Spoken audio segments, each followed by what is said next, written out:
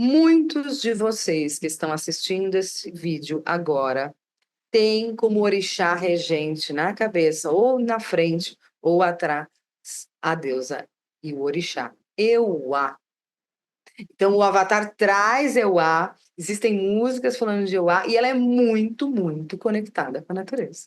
Então, essa primeira cena nos instrui muito e como devemos, através da arte, estudar cada vez mais a influência da espiritualidade da luz naquilo que consumimos de entretenimento. Sulla ogni porta aqui. Uma conta para quando adotamos nossa filha, Kiri, que nasceu da Avatar da Grace. Uma filha cuja concepção era um grande mistério.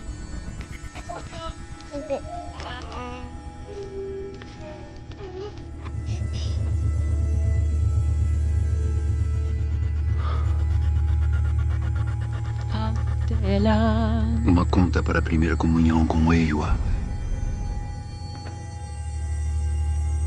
O povo diz que nós vivemos em Eywa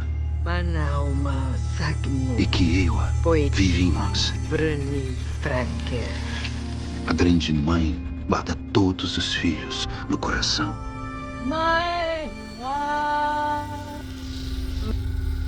Eu queria só complementar uma coisa. Eu, por acaso, com esta cena eu anotei uma frase que foi dita desta árvore das almas, esta Eiwa, diz que armazena as memórias e a essência dos ancestrais.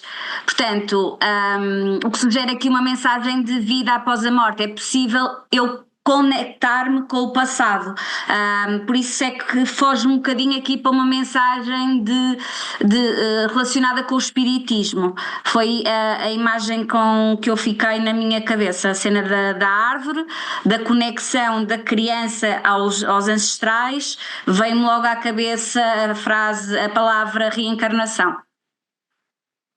Outra coisa muito interessante para a gente comentar, falar, perceber, e isso eu quero muito que vocês raciocinem comigo.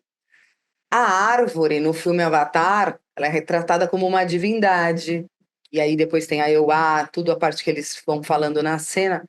Mas a gente tem na Terra muitas simbologias de árvores que são divinas, né?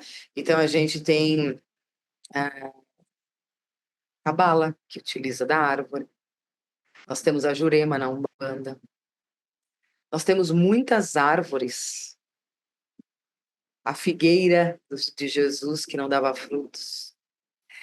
Vejam quantas analogias com as árvores. Será? E aí eu jogo uma pergunta para você. Será que o homem ainda não percebeu e não descobriu o poder das árvores? Será que nas árvores, em suas raízes, está um segredo energético muito importante? Para que a gente possa entender e estudar algo que está sendo dito nas entrelinhas, através de um filme e de tantas religiões, filosofias, crenças que se utilizam de símbolos como a árvore. E vamos que agora eu vou abrir para debate um pouco. Vamos pensar nas árvores que são divinas. No judaísmo a gente não tem a oliveira. Que mais, gente? Que árvore? Eu não estou lembrando agora. Tirar essa parte da. Que árvores outras? A qual? A videira. A videira. De uva.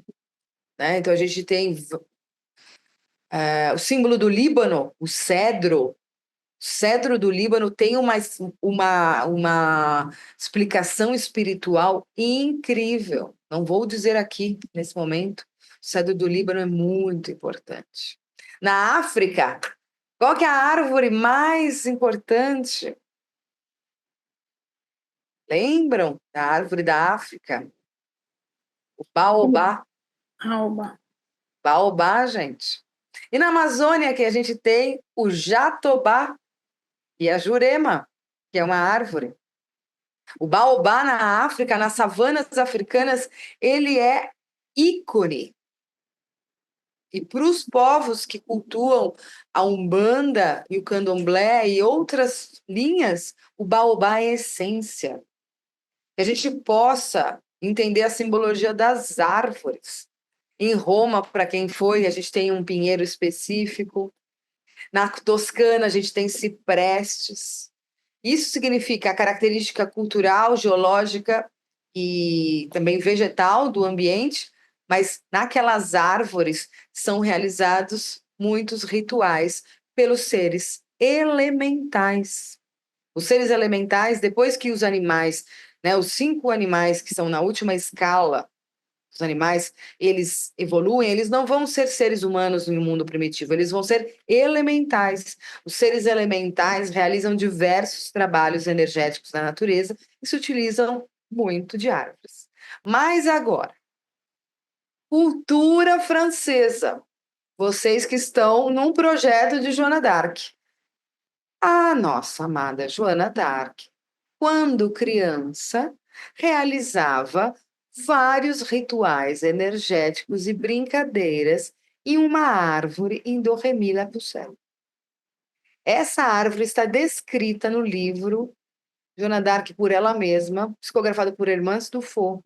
E ali ela tem, na infância, todo um ritual com os amiguinhos, as crianças, que rodavam na árvore e faziam todas as festas e as celebrações embaixo da famosa árvore, que é o que ela tinha de mais puro em sua infância. Então, que vocês possam estudar a árvore de Joana d'Arc. Quanto isso é importante para ela. E estudar que árvore é essa.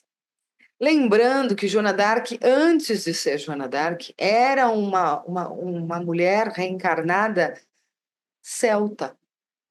Ela era celta. Então, todos os rituais da natureza, com árvores e ervas e folhas e flores, ela aprendeu naquela encarnação passada. E quando renasce como Joana d'Arc, Jeanne d'Arc, em França, a França, ela, de criança, faz esses rituais embaixo dessa famosa árvore em Doremi-la-Pucelle. Então, você imagina a conexão da árvore, uma energia, do conhecimento celta de Joana d'Arc, reencarnada e celta, mas quem tem o conhecimento fica no perispírito e emana, e ela fazia isso com os amigos quando era criança. Então, a gente tem a energia dos eres, as energias divinas das crianças, pureza. Vocês imaginaram já como ela estava já preparando o território para toda a missão e guiada pelos espíritos da luz? Isso não está nos livros, mas os rituais que ela fazia na França, debaixo da árvore, estão. Vão ler esse livro e vai entender um pouquinho mais sobre a árvore.